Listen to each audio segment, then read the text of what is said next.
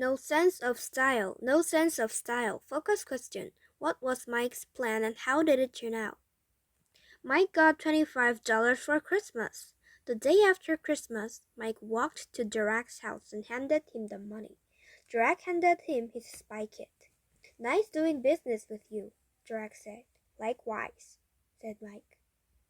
Jarak and parents spent the rest of winter break in Hawaii. The first day back at school, he was glum from jet lag. Mike was, has, was glum too. They slumped together, side by side, at the cafeteria table. How was Hawaii? Mike asked. Mosquitoes, Jarak grumbled. Huh, said Mike. How's the spy kit? Jarak asked. It had taken Mike about 48 hours to understand why Jarak was willing to part with the spy kit. It was only as exciting as those it spied on. Sure, in a world of international intrigue, it might be thrilling, but Mike didn't have that kind of material to work with. It turned out that the most fascinating people in his family was Pickles the cat, not a person at all. Now he was broke again, with nothing to show for it. Mike conveyed all this with one eloquent sigh. Jack nodded sadly. Why didn't you warn me? Asked Mike. It's one of those lessons you've got to learn for yourself, Derek said. But besides, I wanted your money. Just then, an argument broke out nearby between Cello and Violet. Cello was the most fashionable girl in third grade. She wore trendy new clothes every day. Violet's clothes were never new, yet somehow she dressed with enough flair that Derek and Mike had a nickname for her, a funky fashionista. I would never wear somebody else's stuff, Cello was saying. I mean, how do you know they didn't die in it? Violet shrugged. You don't, she said.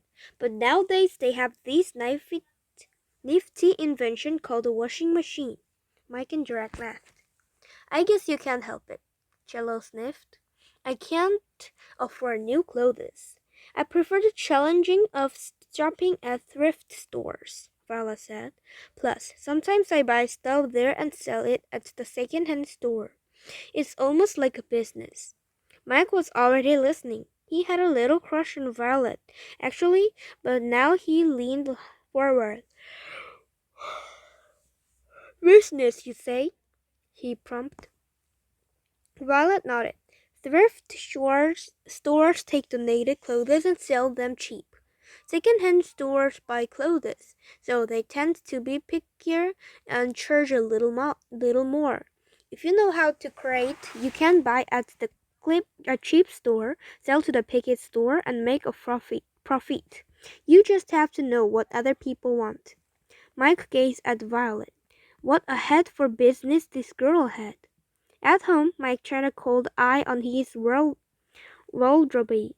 Several of the clothing items he'd got for Christmas still had the tags on. Surely those would bring good money at the second-hand store. He threw in a couple of sweaters that were getting too small and his dress shoes. He'd always hated those. Math minute. If Mike sold a dozen items of clothing for $5 each, how much money would he get? If Mike turned around and spent $15 in jeans, how much of that money would we have left? He had left. Of course, he couldn't ask his parents to take him to the second-hand store. His money-making scams he always seemed to unnerve them.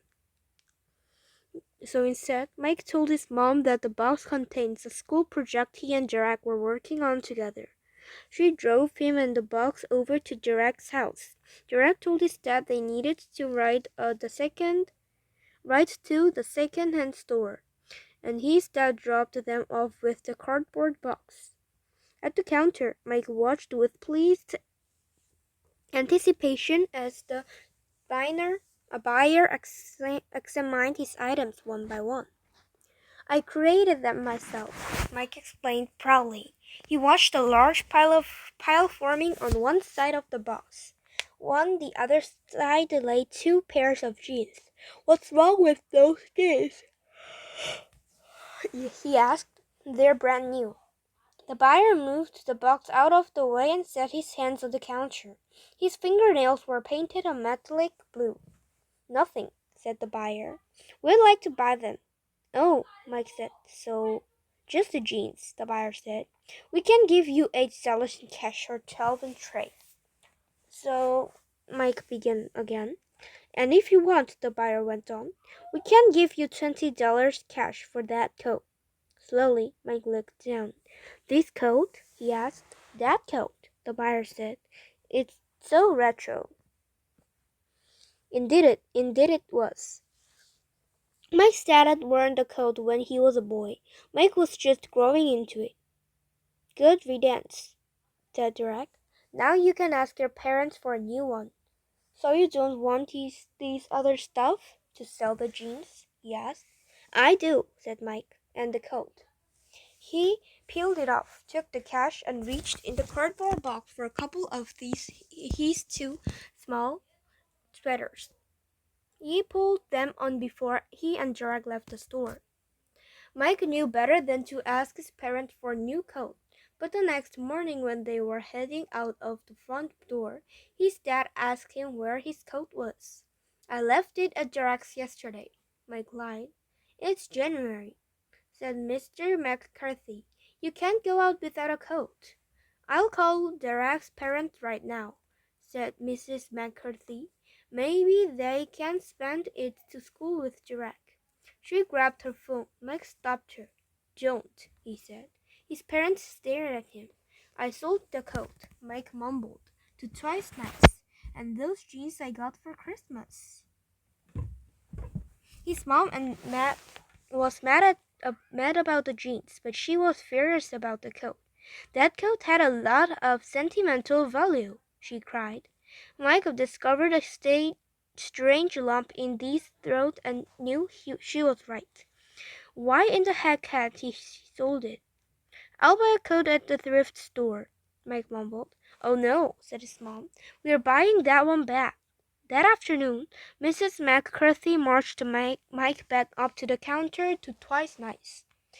When she asked to speak to the manager, Mike turned away in embarrassment and found himself face to face with Violet. Is this where you shop? She asked. Mike shook his head. Me neither, Violet whispered, but this is where I sell.